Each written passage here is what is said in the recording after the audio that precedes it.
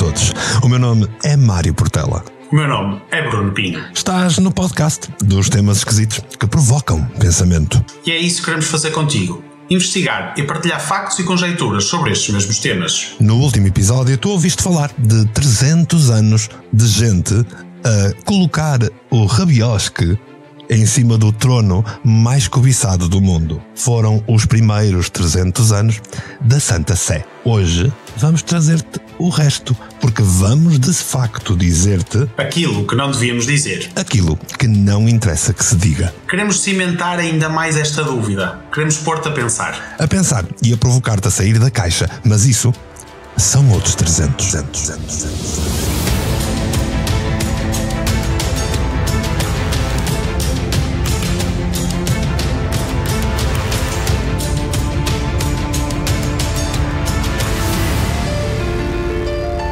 Bruno Pinho e Mário Portela falam sobre tudo, mas isso são outros 300.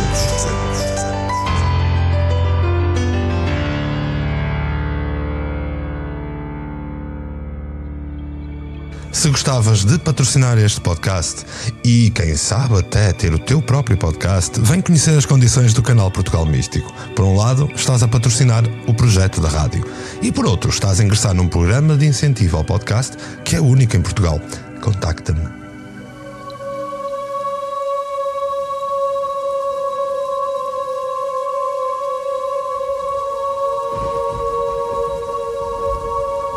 Tal como te prometemos no último episódio, hoje damos continuação ao que te trouxemos sobre papas, sobre a Santa Sé, sobre o início e fundação daquilo que hoje é a cristandade. Vamos trazer-te mais história, mais detalhes e, não menos importante, mais vergonha que foi esta estrutura papal nos seus primeiros 1000 anos. De novo, eu quero lembrar-te, se isto te ofende, é a altura certa para desligar este episódio. Vou-te dar alguns segundos para isso. Ainda aí estás.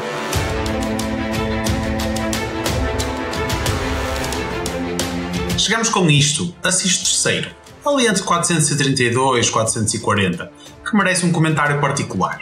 Este Papa foi acusado pelo Padre Bassos de ter violado a religiosa Crisógono e de ter cometido incesto com a sua própria filha.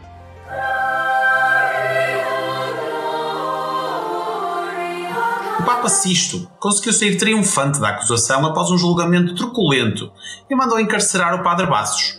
Não satisfeito, visitou o padre na sua cela e envenenou. Como as causas da morte de Bassos eram evidentes devido à cor acinzentada e ao rosto inchado, o Papa Sisto fez com que o corpo fosse levado para Roma, a pretexto de sepultar, longe dos olhos de todos.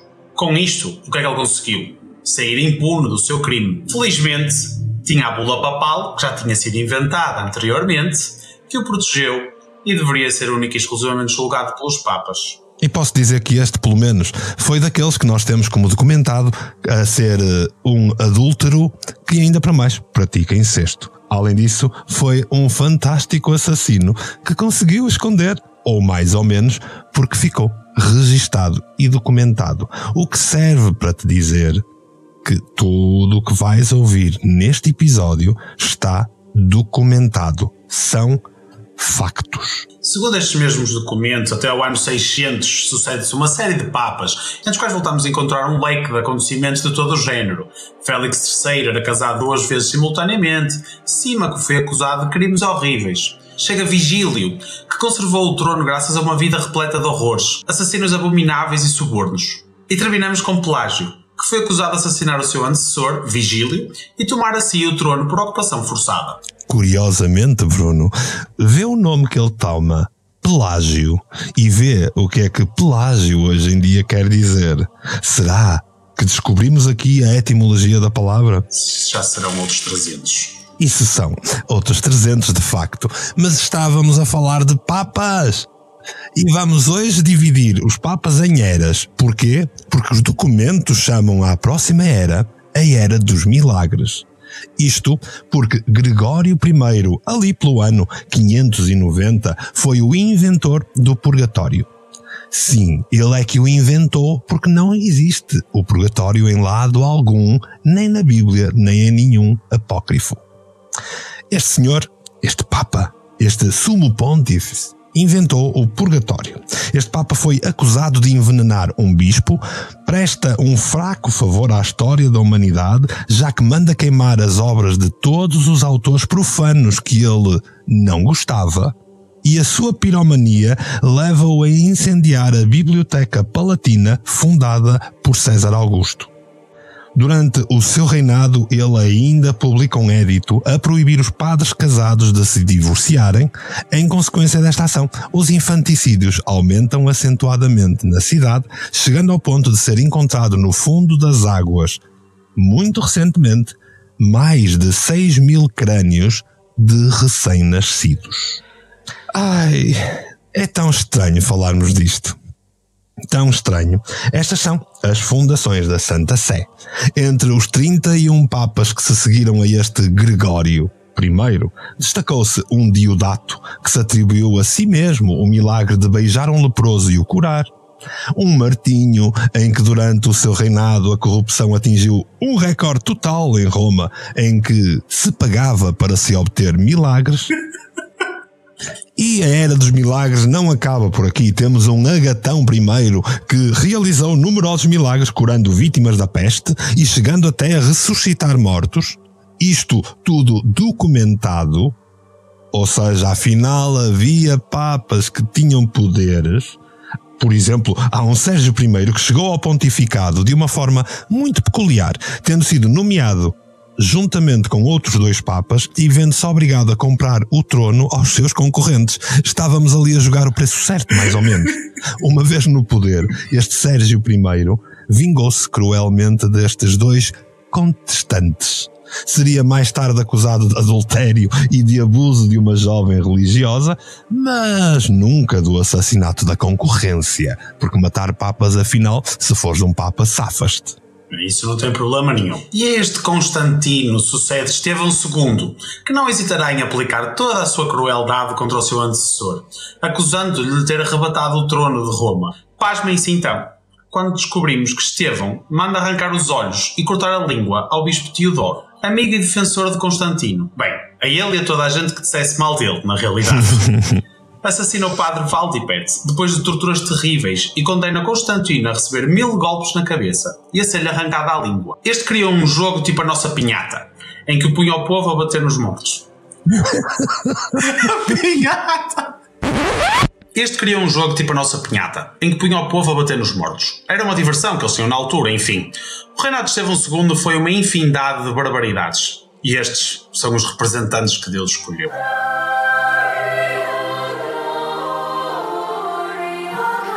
Olha, Bruno, chegamos aqui a 795, 800, a Leão III, que foi terrivelmente mutilado por um atentado. Portanto, os papas começam a receber aquilo que merecem. Depois dele recuperar deste atentado, ele mandou exterminar os seus inimigos, incluindo todos os suspeitos do massacre. Ou seja, ele não só mandou exterminar os possíveis culpados, como todos aqueles que ele suspeitava. Desta história há mesmo detalhes completamente grotescos, ao ponto de ser considerado uma história proibida de visita na Biblioteca do Vaticano. Mas aí, Mário, voltas a entrar nas teorias e nós continuamos a querer trazer apenas o que são factos. Então vamos aos factos. Conta-me de Pascoal, não é Pascoal? É, Pascoal I, porque eu sou envolvido nas lutas com França, mas soube conservar o trono afastado de intrigas perigosas. Para esse efeito, mandou queimar os olhos e arrancar a língua a vários eclesiásticos que se mantinham fiéis ao país vizinho. Como carecia de donativos financeiros, anunciou que lhe aparecera Santa Cecília, num sonho em que lhe indicara o local onde repousavam os seus restos mortais. Pascoal apresentou-se no local indicado por ele e, quando deram início às escavações, encontrou-se um corpo humano, que, logicamente, ele sabia que lá estava por ser uma ex-mulher e que foi levado para uma igreja que o próprio Papa fundara. Conseguiu então que as pessoas visitassem o local, se fizessem grandes ofrendas. E hoje em dia, continuamos todos a acreditar na Santa Cecília. Santa Cecília, que era nada mais, nada menos que a mulher assassinada de Pascoal. E este Pascoal nem sequer é bacalhau. Entre os papas que se seguiram ao Pascoal, citaremos apenas Sérgio II, que recebeu a alcunha de Guan de Cochon, ou Focinho de Porco. Vindo depois dele, chegou Leão IV e seguiu-se-lhe então a história mais fabulosa, que é a história da Papisa Joana. Hark how the bells, sweet silver bells, all seem to say throw cares away. Papisa Joana? Então uma mulher foi Papa? A lenda da Papisa Joana é das histórias que mais incomodam o Vaticano, até aos dias de hoje, e uma das que mais intriga historiadores e crentes. Há quem defenda que apenas se trata de uma lenda, e há quem ateste que se trata da mais pura verdade, citando documentos oficiais retirados da própria Biblioteca do Vaticano, que curiosamente já não podem ser visitados. Curioso. Curiosamente também te posso dizer que toda esta história está tão documentada porque se tornou uma espécie de história preferida de Hollywood, que até já há um par de filmes. O problema e argumento principal para quem defende que é apenas uma lenda é não haver registros sobre a Papisa Joana em documentos da época. E isto é mentira. Os defensores que tratam esta história como verdadeira consideram que o poder da Igreja naquela altura explica a falta de registros sobre a Papisa, uma vez que o Vaticano nunca iria permitir a divulgação de documentos que confirmassem a ascensão de uma mulher ao trono de São Pedro. Afinal, quem escrevia os livros na altura eram os clérigos, ou não?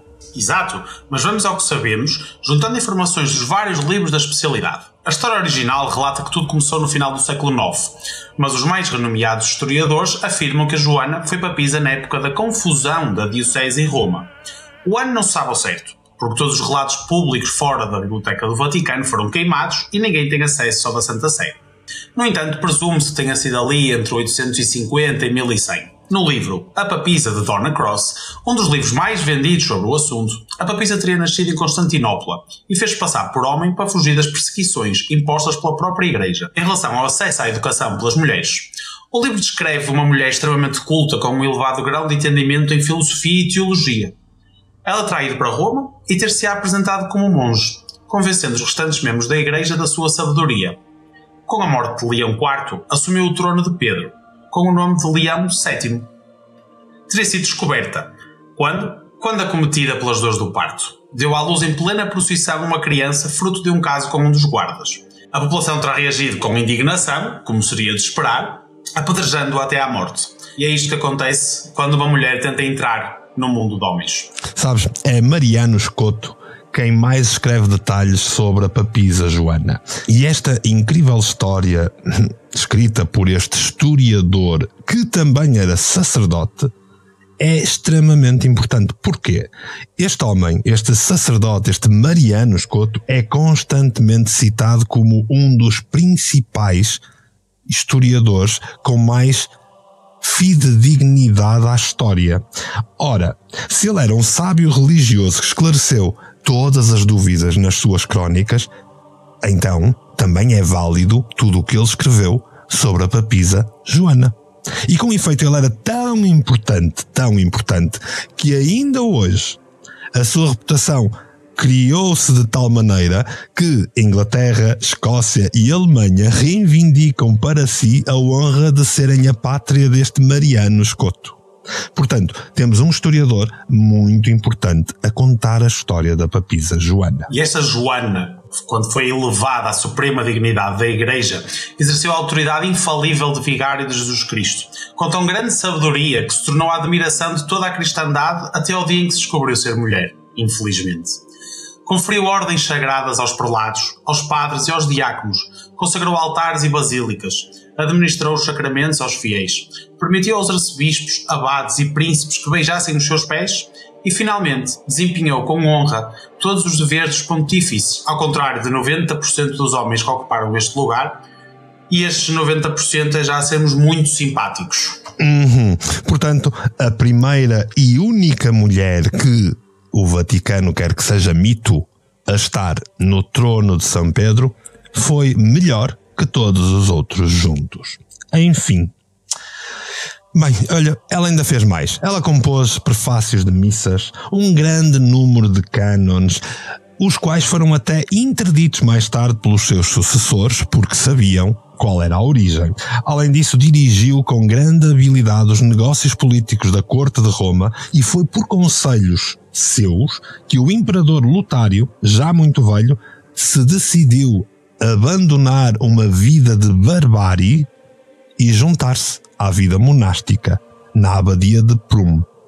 Ora, em favor deste novo monge, Leão VII, ou a papisa Joana, concedeu à abadia o privilégio de uma prescrição de 100 anos, cujo ato é mencionado na coleção de Graciano, ou seja, mais uma prova da sua existência. O tal império do imperador passou em seguida para Luís II, que recebeu a coroa imperial das mãos da papisa Joana. Portanto, por mais que a história dos homens religiosos a queiram apagar, existem demasiadas provas, registros e escritos para que isso seja possível. Pois infelizmente, Mário, as coisas não acabam bem para Leão VII ou Joana. Aliás, não acabam bem para ela, como nunca acabam bem para qualquer mulher às mãos da Igreja Católica. Pois. Joana, tendo chegado à praça pública entre a Basílica de São Clemente e o anfiteatro do Domiciano, chamado Coliseu, assaltaram-na as dores de parto, com tal violência que caiu do cavalo. A infeliz retorcia-se no chão com gemidos horríveis, até que, conseguindo rasgar os ornamentos sagrados que a cobriam, no meio de convulsões tremendas e a presença de uma grande multidão, a papisa Joana deu à luz uma criança. É belo e triste ao mesmo tempo. Porque ambos foram apedrejados até à morte pela população, instigada pelos bispos e sacerdotes. Sobre o seu amante, que é dito ter falecido de praga de forma violenta, sabe-se pouco. Alguns autores pretendem que ele era camareiro, outros asseveram que ele era conselheiro ou capelão. O maior número afirma que ele era cardeal de uma igreja de Roma.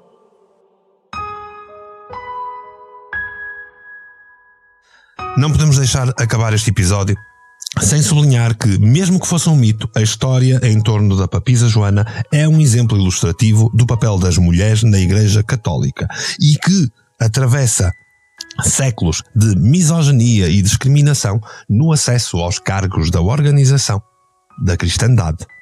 Mas o calvário das mulheres na Igreja começa muito antes desta lenda. Começa quando as ordens eclesiásticas defenderam que a mulher era filha e herdeira de Eva, a fonte do pecado original, o instrumento do diabo. A mulher é inferior e desprovida de inteligência, deixando-se enganar por uma serpente e depois engana Adão, tornando-se uma mentirosa. Ora bem, esta sedutora mulher foi sempre o alvo da Igreja. E esta visão passou a fazer parte dos artigos teológicos da época sem a mínima contestação, passando-se a ver na mulher um caráter maléfico e promíscuo que precisava ser disciplinado. Foi proibida à mulher ocupar ou desempenhar cargos públicos e a lei secular, ainda em voga nos dias de hoje, na religião católica, afirma, e passo a citar o que diz nesta lei católica: as mulheres são frívolas por natureza, ardilosas, perspicazes, apegadas ao material, avarentas e de pouquíssima ou quase nenhuma inteligência. Isto é muito triste, de facto. O drama sofrido pelas mulheres prolongou-se até finais do século XVIII e início do século XX, quando, de forma mínima, diga-se, as mulheres passaram a reivindicar os seus direitos em busca da emancipação feminina. No entanto, a Igreja permanece fechada à emancipação feminina e à alteração do papel das mulheres no seio da Igreja. Só que isso não vai ser sempre assim dentro das portas da Santa Sé. Pois não? Estás a falar da Madame Marósia?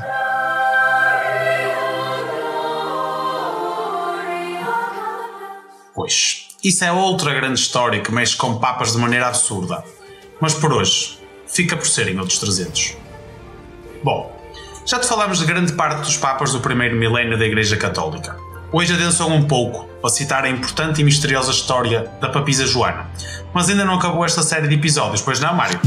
Não acabou, e já que temos sido acutilantes, ainda que citando factos. Sublinho, factos. Temos ainda algumas desventuras para te contar deste primeiro milénio papal que te irão mostrar quais são as verdadeiras cores, quais são as verdadeiras bases quais são os verdadeiros sentimentos daquele que é ainda hoje o trono mais importante do mundo. E sabes, depois de ouvir isto tudo, se estiveste até ao fim, tenho de te agradecer e dizer: tens muita coragem. Bem, não sei quem fez a minha parte do script, mas aqui diz que tenho que fazer um apelo à ação, gostos, redes e partilhas. Por isso, acho que seria bom que o fizesses, porque sem ti, nada disto é possível. É verdade, nada disto é possível, e mais do que isso, se tu partilhares, vais estar a partilhar factos. Se tu partilhares, vais estar a participar connosco em divulgar o que é importante, aquilo que não querem que se diga. E se tens sugestões, se tens vontade de nos insultar ou qualquer outra coisa assim, tu podes escrever para outros300@portugalmístico.com. Já sabes, voltamos para a semana e vamos contar-te tanta coisa. Só que isso agora são outros 300.